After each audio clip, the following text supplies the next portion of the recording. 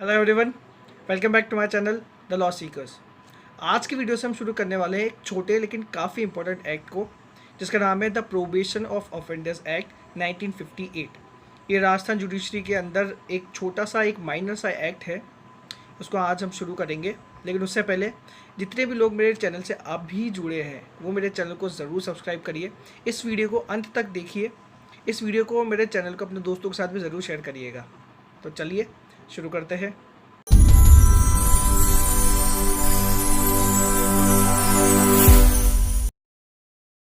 अब हम probation of offenders act का बैरेक्ट उठाए उससे पहले हमेशा की तरह थोड़ा बैकग्राउंड, थोड़ी हिस्ट्री जान लेते हैं इस एक्ट की। फ़िलहाल की सोसाइटी जो चल रही है उसके अंदर हम ये जानते हैं कि हम चाहते हैं कि इंसानों के अंदर सुधार हो, रिफॉर्म्स आए। तो इस एक्ट के ज़रिए ये बताया गया है कि लोगों को सुधारा भी जा सकता है, उनकी छोटी मोटी उनकी जो गलतियाँ उनसे हुई है उनके लिए उनको जेल में भेजना ज़रूरी नहीं है। ज़रूरी नहीं है कि आप छोटी सी बात पे भी उनको ऐसे लोगों के पास भेज दो जो बड़े बड़े गुनाह करके आए हुए हैं, क्योंकि आप सब जानते हैं संगत का असर सही भी होता है, बुरा भी होता है। तो वो छोटे मोटे जो अपराधी हैं जिन्होंने छोटे मोटे गुनाह किए, वो बड़े बड़े अपराधियों के साथ अगर उठेंगे, बैठेंगे, रहेंगे, बातें करेंगे तो उनका माइंड सेट भी उनके जैसा हो सकता है। तो इस एक्ट में ये बताया गया है कि उन लोगों का रिफॉर्म करना ज़्यादा ज़रूरी है। आजकल उनको रिफॉर्म करिए, उनको जेल टाइम मत दीजिए। और महात्मा गांधी ने भी ये कहा था कि hate the crime not the criminal. जुर्म से आप नफरत करिए, जिसने जुर्म किया उस आदमी से नहीं। क्योंकि कई बार ऐसा होता है कि कुछ मजबूरियाँ होती है जिनके ऊपर आदमी जुर्म करने पे मजबूर हो जाता है। तो उनका यही कहना था कि जो जुर्म है ना, आप उससे नफरत कीजिए, जो अपराधी है उससे नहीं। उनका ये कहना था कि जो अक्यूज़ है उसको आपको एक मौका देना चाहिए कि वो अपने अंदर रिफॉर्म ला सके, अपने आप को एक अच्छा इंसान बना सके। ऐसा नहीं कि आप बड़े बड़े गुनहगारों के साथ उनको जेल में पटक दें। अब जो शब्द है प्रोबेशन, इसको आप सिंपल लैंग्वेज में समझेंगे तो ये है कि जो ऑफेंडर है ना वो प्रॉमिस कर रहा है कि मैं अच्छा इंसान बनूंगा, मुझे अपने अंदर सुधार लाना है, मैं सोसाइटी में जाके एक अच्छा इंसान बनकर रहूँगा। तो वो उनकी तरफ से एक प्रॉमिस है कि आप अगर मुझे छोड़ेंगे तो मैं एक अच्छा इंसान बन के आपके सामने उभरूँगा और सोसाइटी की मदद करूँगा। ये जो शब्द है प्रोबेशन, ये प्रोबेयर, एक प्रोबेयर वर्ड है, उससे उठा है। उसका मतलब ये होता है टू टेस्ट। तो यहाँ पे जो व्यक्ति जिसको आप प्रोबेशन पे छोड़ रहे हैं ना, उसका एक टेस्ट ही होता है कि वो अपने टेस्ट के ऊपर खड़ा उतर रहा है नहीं उतर रहा, वो सोसाइटी के अंदर सही इंसान बन रहा है नहीं बन रहा। आप भी जानते हैं अगर प्रोबेशन के ऊपर जो आदमी है वो अगर गलत काम करता है तो उसको वापस भी जेल में पटका जा सकता है। तो यहाँ पे उनका टेस्ट होता है कि वो अपने को अच्छा इंसान बनकर दिखाएं। अब चलिए ब्रेक पे चलते हैं। ब्रेक में हम सबसे पहले देखते हैं इसका लॉन्ग टाइटल। इसमें बताया गया है कि ये एक्ट है जो ऑफेंडर्स है उनको प्रोबेशन पे छोड़ने या एडमोनिशन के बाद छोड़ने पर, मतलब या तो उनको प्रोबेशन पे आप छोड़ दीजिए, या एडमोनिशन मतलब हल्की फटकार लगा के उनको डांट के समझा कर उनको आप छोड़ दीजिए। इस एक्ट को एसेट दी गई थी 16 मई 1958 को, और राजस्थान में लागू हुआ था 1 अक्टूबर 1962। ये लिख लीजिए, एमसीक्यू के लिए बहुत इंपॉर्टेंट क्वेश्चन है, आसानी से नहीं मिलता ये।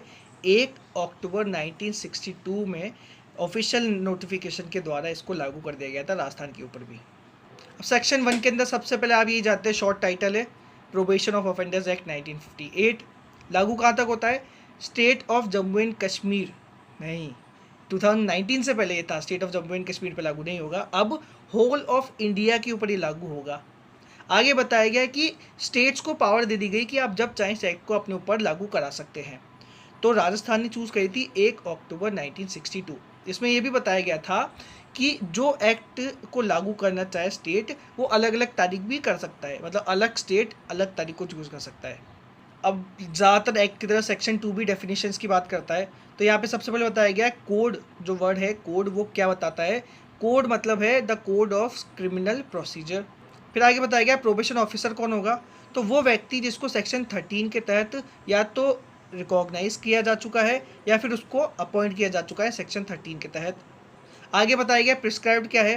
तो इस एक्ट के तहत जो रूल्स बनाए गए उनमें जो यहाँ पे जो जो चीज़ें बताई गई है वो प्रिस्क्राइब्ड है। फिर आगे बताया गया कि इस एक्ट में जो शब्द यूज़ किए गए हैं उनको हमने डेफिनेशन में अगर नहीं बताया है, और कोड ऑफ क्रिमिनल प्रोसीजर के अंदर उस शब्द का जो डेफिनेशन बताई गई है हम वो ही डेफिनेशन यहाँ पे यूज़ कर लेंगे, मतलब वहाँ पे जो शब्द की मीनिंग होगी वही मीनिंग इस एक्ट के तहत भी होगी। अब ऑफेंस जो है, जो केस है, उसके जो सर्कमस्टेंसेज है ना, उनको देखते हुए कोर्ट दो चीज़ें कर सकती है, या तो सेक्शन 3 के तहत एडमोनिशन के बाद छोड़ सकती है या सेक्शन 4 के तहत प्रोबेशन पे छोड़ सकती है। सेक्शन 3 की सबसे पहले बात कर लेते हैं। सबसे पहले आप सोचेंगे ये एडमोनिशन क्या होता है।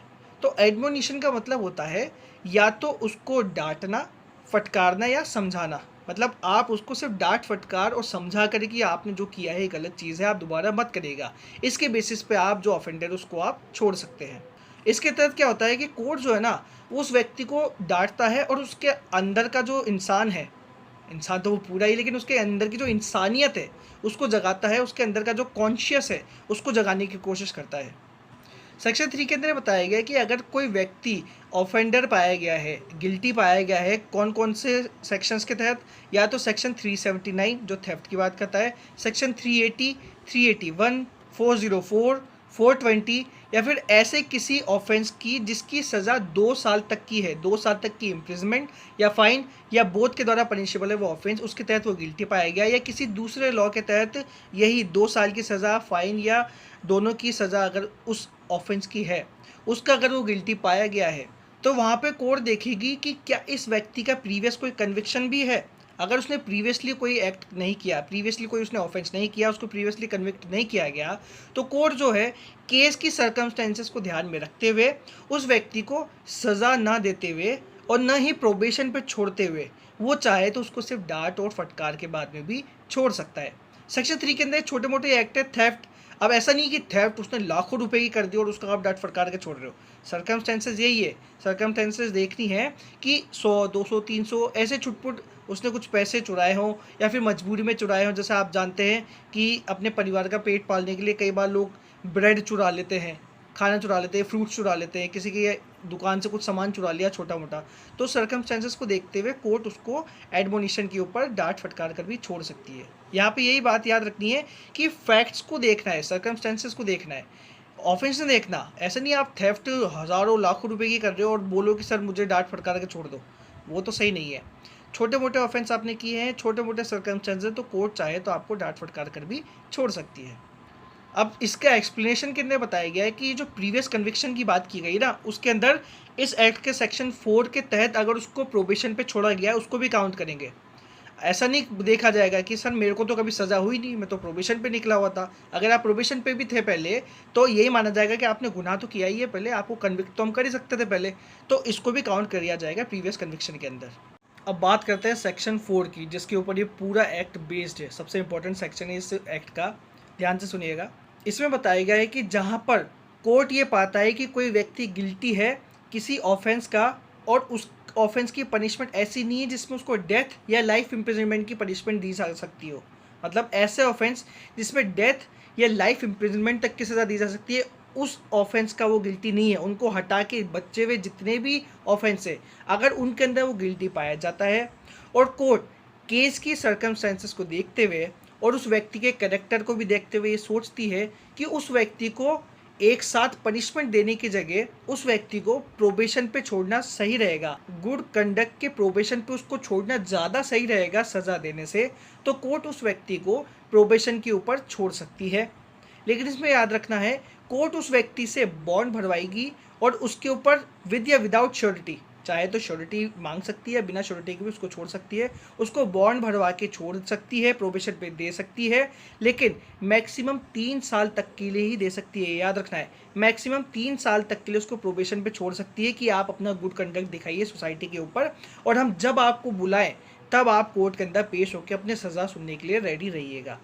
तो कोर्ट यहाँ पे क्या कर रही है, उस व्यक्ति का कैरेक्टर देख रही है, केस के सर्कमस्टेंसेस देख रही है और उसको बोल रही है कि आप बॉन्ड भर दीजिए विद और विदाउट श्योरिटी, हम आपको प्रोबेशन पे छोड़ रहे हैं, लेकिन प्रोबेशन पे आपको अपना गुड कंडक्ट दिखाना है, आपको एक अच्छा इंसान बन के आपको सोसाइटी में अच्छे काम करके रहना है उस 3 सालों के अंदर, और जब हम आपको पनिशमेंट लेने के लिए बुलाएंगे तब आपको कोर्ट के अंदर पेश हो जाना है। फिर आगे ये बताया गया है प्रोविजो के अंदर कि इस सेक्शन के अंदर और कुछ चीज़ें भी रिक्वायर होती है। कोर्ट ये देखेगा कि उस व्यक्ति के पास मेरी जो जुरिस्डिक्शन है, लोकल जुरिस्डिक्शन जो मेरी है, उस लोकल जुरिस्डिक्शन में व्यक्ति का रेजिडेंस है या नहीं है, वो व्यक्ति उस लोकल जुरिस्डिक्शन के अंदर रहता है नहीं रहता, या लोकल जुरिस्डिक्शन के अंदर कोई काम करता है नहीं करता, क्योंकि भाग भी तो सकता है, तो कोर्ट उसके ऊपर निगरानी रख सके, इस वजह से वो ये भी चेक करता है कि मेरे लोकल जुरिस्डिक्शन के अंदर उसका घर या उसका ऑक्यूपेशन है या नहीं है। ये चीज़ें भी जांच करने के बाद में उसको प्रोबेशन पे छोड़ेगा कोर्ट। फिर आगे ये भी बताया गया है कि कोई अगर प्रोबेशन ऑफिसर है तो उसकी रिपोर्ट को भी कोर्ट देखेगी। लेकिन ये याद रखना है कि उस रिपोर्ट के ऊपर एक्ट करना कोर्ट के ऊपर कंपलसरी नहीं है। कोर्ट चाहे तो उस रिपोर्ट के ऊपर ध्यान न देते हुए भी उसको छोड़ दे या न छोड़े। फिर आगे ये बताया गया है कि अगर कोर्ट को सही लगता है तो वो प्रोबेशन पे छोड़ने के साथ साथ उसके ऊपर एक सुपरविजन का ऑर्डर भी पास कर सकती है। एक सुपरवाइज़र उसके ऊपर लगा सकती है, और जो प्रोबेशन ऑफिसर है ना, उसी को सुपरवाइज़र बनाकर उस ऑफेंडर की और पब्लिक की बेहतरी के लिए सुपरविजन के लिए छोड़ सकती है। ये याद रखना है कि ये जो ऑर्डर होगा सुपरविजन का, वो कम से कम 1 साल के लिए होगा। अगर आप ऐसा सुपरविजन का ऑर्डर दे रहे हैं तो कम से कम 1 साल के लिए आप देंगे, और इसके ऊपर आप और दूसरी भी कंडीशन लगा सकती है जो सुपरविजन में हेल्पफुल रहेगी। फिर आगे बताया गया है कि ये सुपरविजन का अगर ऑर्डर दिया है कोर्ट ने, तो कोर्ट जो है उस ऑफेंडर से बॉन्ड भरवाएगी विद और विदाउट श्योरिटी, कि आप बॉन्ड भरिए, इस सुपरविजन की जितनी भी कंडीशन है आप उनको फॉलो करेंगे। और कोर्ट उसके ऊपर और दूसरी कंडीशन भी लगा सकती है, जैसे कि आप कोई इंटॉक्सिकेंट्स यूज़ नहीं करेंगे, ताकि दोबारा ऐसा कोई रिपीटेटिव ऑफेंस ना हो, दोबारा आप कोई गलती ना करें। ऐसी कंडीशन भी वो लगा सकता है। इन कंडीशन के अंदर रेजिडेंस से रिलेटेड भी बात हो सकती है कि आप यहाँ पर रहेंगे, यहाँ पर नहीं रहेंगे, इतने एरिया से बाहर नहीं जाएंगे। ये सब कंडीशन कोर्ट उसके ऊपर लगा सकता है। और साथ साथ कोर्ट उस व्यक्ति को समझाएगा भी सही कि मैं आपके ऊपर ये कंडीशन लगा रहा हूँ, इतनी सारी कंडीशन आपके ऊपर लगा रहा हूँ, तभी आपको प्रोबेशन पे छोड़ूंगा, आपके ऊपर सुपरविजन भी होता रहेगा। और उस सुपरविजन ऑर्डर की कॉपी ऑफेंडर को दी जाएगी, श्योरिटी को दी जाएगी, और जो प्रोबेशन ऑफिसर है उसको भी दी जाएगी, ताकि वो चेक रख सके उसके ऊपर। अब ये जो केस है, इसके अंदर क्या बताया गया था? इस केस के अंदर बताया गया था कि उस व्यक्ति के पास प्रोबेशन का राइट नहीं है। राइट की तरह वो क्लेम नहीं कर सकता, ये कोर्ट की मर्जी के ऊपर है कि उसको प्रोबेशन पे छोड़े या ना छोड़े। अब state of Sikkim versus Sherpa का केस था, उसमें बताया गया था कि कोर्ट जो है ना, टेक्निकलिटी के ऊपर नहीं जाना चाहिए कोर्ट को। जब वो प्रोबेशन की बात देखे, उसको कुछ चीज़ें देखनी चाहिए। वो क्या है कि उस व्यक्ति के ऊपर लॉस ऑफ जॉब का हो सकता है क्या? उस व्यक्ति की जॉब जा सकती है क्या अगर हम उसको जेल में भेजेंगे? ऑब्वियसली जा सकती है। उस व्यक्ति के कितने डिपेंडेंट्स हैं, क्या वो सोल अर्नर है उसके घर का? ये कुछ चीज़ें हैं, वो कोर्ट को ध्यान में रखनी चाहिए प्रोबेशन पे देने से पहले। अब कुछ ऑफेंसेस है जिसके अंदर कोर्ट जनरली प्रोबेशन पे नहीं छोड़ता है, मैं आपको बता देता हूँ कौन कौन से हैं। सबसे पहले तो एंटी करप्शन ब्यूरो के जो केसेस होते हैं, ACB के जो केसेस होते हैं, उनके ऊपर प्रोबेशन पे नहीं छोड़ते हैं जनरली। फिर आगे बताया गया है सेक्शन 304 पार्ट 2 क्या है, culpable homicide not amounting to murder का जो पार्ट 2 है, उसके जो ऑफेंस है उनके अंदर उनको नहीं छोड़ा जाता। फिर आगे बात की गई है NDPS, जो narcotic drugs and psychotropic substances होते हैं, इस एक्ट के तहत अगर आपने कोई ऑफेंस किया है तो आपको जनरली प्रोबेशन पे नहीं छोड़ा जाता है। फिर आगे बताई गई है 304A का जो केस है, नेग्लिजेंस के द्वारा अगर आपने डेथ की है, नेग्लिजेंस आपने करी है, ये आपकी जिम्मेदारी थी कि आपको जिम्मेवारी से गाड़ी चलानी चाहिए थी, आपको जिम्मेवारी से काम करना चाहिए था, आपकी नेग्लिजेंस की वजह से किसी व्यक्ति की डेथ हो गई है, तो आपको उस पर भी नहीं छोड़ा जाता है। फिर आगे बताया गया है कि causing grievous hurt, voluntarily causing grievous hurt के जो ऑफेंसेस होते हैं 325 IPC के, उनके अंदर भी जनरली नहीं छोड़ा जाता। और 409 के जो criminal breach of trust by public servant होता है, उन केसेस में भी जनरली व्यक्तियों को प्रोबेशन पे नहीं छोड़ा जाता है। फिर 467 फॉर्जरी ऑफ विल्स, जो वैल्यूबल प्रॉपर्टी होती है विल्स वगैरह, उसकी आप फॉर्जरी कर रहे हो, उस केसेस में भी नहीं छोड़ते हैं। 471 फॉर्स डॉक्यूमेंट को आप जेन्युइन डॉक्यूमेंट की तरह यूज़ कर रहे हैं, उस पर भी नहीं छोड़ते हैं। किडनैपिंग, एब्डक्शन, ये काफ़ी गंभीर अपराध है, किडनैपिंग और एब्डक्शन के भी अंदर जनरली नहीं छोड़ा जाता है। और कोई हैबिचुअल अगर ऑफेंडर है, बार बार ही ऑफेंस कर रहा है, तो उसके अंदर तो वैसे भी नहीं छोड़ा जाता। अभी जो सेक्शन 4 है प्रोबेशन ऑफ ऑफेंडर्स एक्ट का, वो CRPC के सेक्शन 360 से मिलता जुलता है, वहाँ पे भी प्रोबेशन की बात की गई है।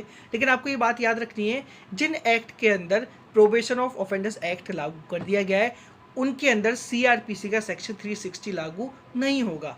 तो राजस्थान के अंदर प्रोबेशन पे छोड़ते हैं तो 360 जो सेक्शन है वो हमारे यहाँ पे लागू नहीं होता है। आज के लिए बस इतना ही। उम्मीद करता हूँ वीडियो आपको पसंद आया होगा, आपको ईजिली समझ आ चुका होगा।